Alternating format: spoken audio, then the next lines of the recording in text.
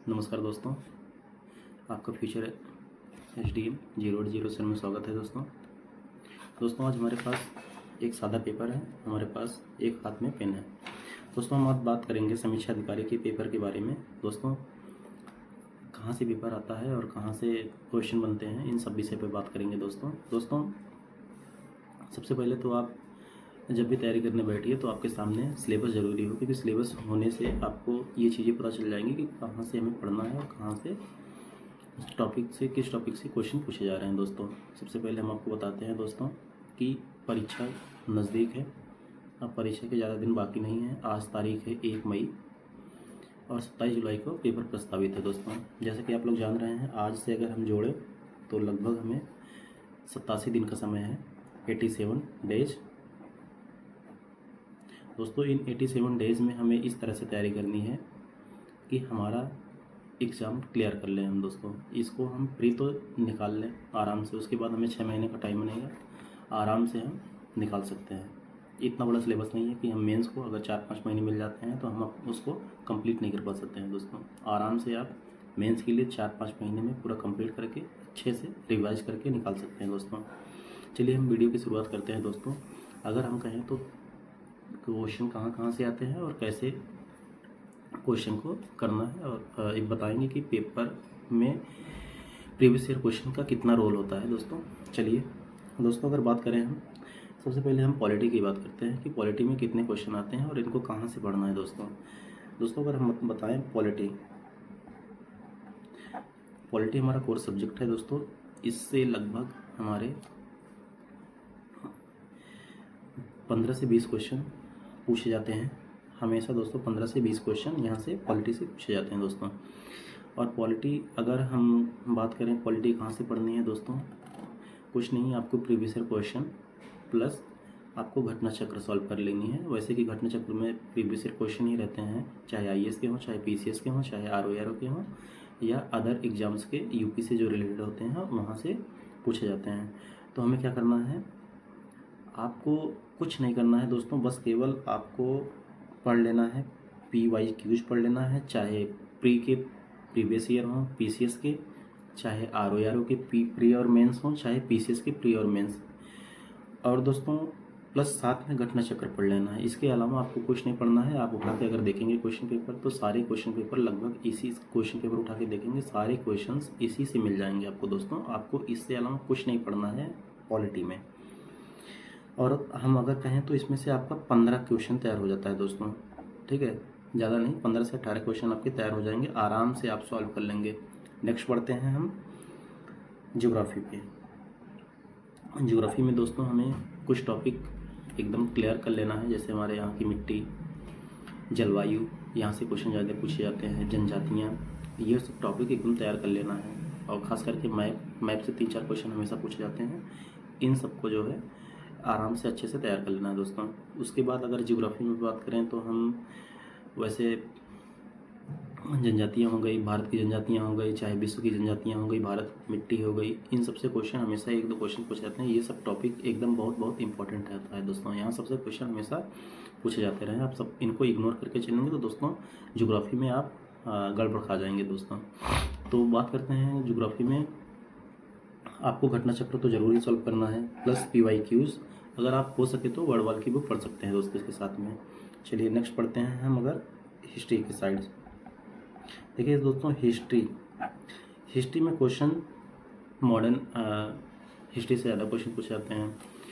तो इसको पढ़ने के लिए दोस्तों अगर आप घटना चक्र पढ़ सकते हैं तो पढ़िए, ये घटना चक्र तो ज़रूरी पढ़ना है। इसके साथ में PYQs करना है, चाहे PCS प्री के हों, चाहे ROARO प्री मेंस के दोनों हों, चाहे PCS प्री मेंस के दोनों को पढ़ना है। दोस्तों इसके साथ में हमें घटना चक्र तो एकदम मतलब जान लीजिए 2-3 बार उसको रिविज़न करना ही है। दोस्तों अब बात करते हैं इसको और कहाँ से पढ़ सकते हैं, किस बुक से पढ़ सकते हैं। दोस्तों इसको बुक से पढ़ने के लिए दोस्तों अगर बताएं हम आपको, आप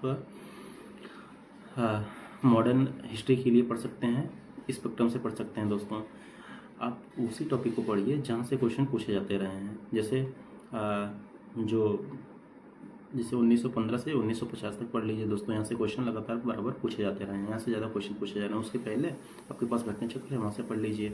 ये सब सारी बातें हो गई हैं। उसके बाद हम बात करते हैं, 3 सब्जेक्ट हमारे हो गए, पॉलिटी हो गए, ज्योग्राफी हो गया, हिस्ट्री हो गया। उसके बाद एक और सब्जेक्ट होता है जो हमारा जहाँ से ज़्यादा क्वेश्चन पूछे जाते हैं, वो हमारे GS का ही भाग है, वो है करंट अफेयर। दोस्तों अगर हम करंट अफेयर की बात करें तो यहाँ से 25 से 30 क्वेश्चन पूछे जाते रहे हमेशा। और 25-30 क्वेश्चन दोस्तों, अगर बात करें इसको कहाँ से पढ़नी है और कैसे पढ़नी है, कैसे तैयार करना है दोस्तों, तो इसके बारे में बात करें अगर दोस्तों, अगर आप हो सके तो डेली करंट लिया करें। और अगर डेली करंट ना संभव हो तो दोस्तों मंथली करंट तो ज़रूर लिया करें। मंथली करंट अब चाहे मंथली आती है, एक पतली बुक आती है, किसी की भी उठा लीजिए, चाहे क्रॉनिकल होता है, चाहे दृष्टि की आती है दोस्तों, तो इन सब से आप तैयार कर सकते हैं। उसके बाद आपको लास्ट में एक आएगी बुक, चाहे ईयरली करके आएगी, चाहे हाफ ईयरली आएगी, तो आप उन वहाँ से, चाहे सबसे अच्छी बुक है दृष्टि की, आप दृष्टि की बुक उठाइए, आराम से आई दृष्टि, उसको आराम से करिए। वहाँ से क्वेश्चन हमेशा पूछे जाते हैं, वहाँ से हमेशा क्वेश्चन आप देखने को मिलेगा पेपर में, सेम टू सेम क्वेश्चन आपको मिलेगा देखने के लिए। और दोस्तों करंट एक ऐसा भाग है करंट अफेयर, आप उसको इग्नोर करके चलेंगे तो आप परीक्षा क्वालिफाई होने से दिक्कत हो जाएगी दोस्तों, क्योंकि यहाँ से 25 क्वेश्चन हमेशा पूछे जाते रहे हैं दोस्तों। हम नेक्स्ट सब्जेक्ट पे इकोनॉमी।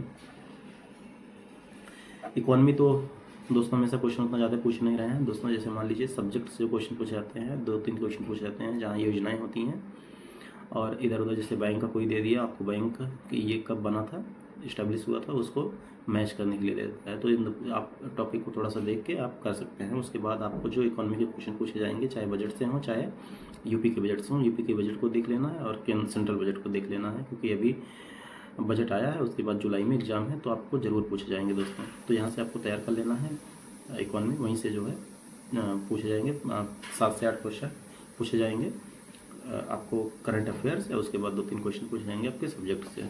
फिर एक सब्जेक्ट होता है हमारा साइंस, ये भी इम्पोर्टेंट होता है दोस्तों। यहाँ से क्वेश्चन हमेशा पूछे जाते हैं, कम से कम बायोलॉजी से क्वेश्चन पूछे जाएंगे 10 क्वेश्चन, और वहीं फिजिक्स से 7 से 8 क्वेश्चन, और केमिस्ट्री से 2 से 3 क्वेश्चन जरूर पूछे जाते हैं। टोटल मिला के हम बात करें तो 17 से 18 क्वेश्चन हमेशा पूछे जा रहे हैं। इससे एक्स्ट्रा भी हो सकता है दोस्तों, लेकिन लगभग हम बताएं तो 18 से 20 क्वेश्चन पूछे जाते हैं दोस्तों। तो इसको भी कहीं से नहीं, आप घटना चक्र पढ़ लीजिए, आराम से आपका हो जाएगा दोस्तों। इन सबको अगर हम बात करते हैं मिला के, तो दोस्तों हमारा लगभग 90 से 100 क्वेश्चन का हो जाएगा, ठीक है। तो आप आराम से परीक्षा को क्वालिफाई कर सकते हैं दोस्तों। और बात रही, और आगे हम बात करेंगे दोस्तों करंट अफेयर की, और आगे हम बात करेंगे टेस्ट सीरीज की। आप लोग पूछते हैं कि टेस्ट सीरीज कौन सी करनी चाहिए, हमें टेस्ट सीरीज कैसे करनी चाहिए और कौन सी करनी चाहिए दोस्तों। आप कोई भी एक टेस्ट सीरीज, सारी टेस्ट सीरीज अच्छी होते हैं, कोई एक टेस्ट सीरीज उठा के सॉल्व करिए। उसको जो क्वेश्चन आपको ना लगे उसको आप लिख लीजिए, लास्ट टाइम एग्जाम से 2-3 दिन पहले आप उसको रिवाइज कर लीजिए दोस्तों।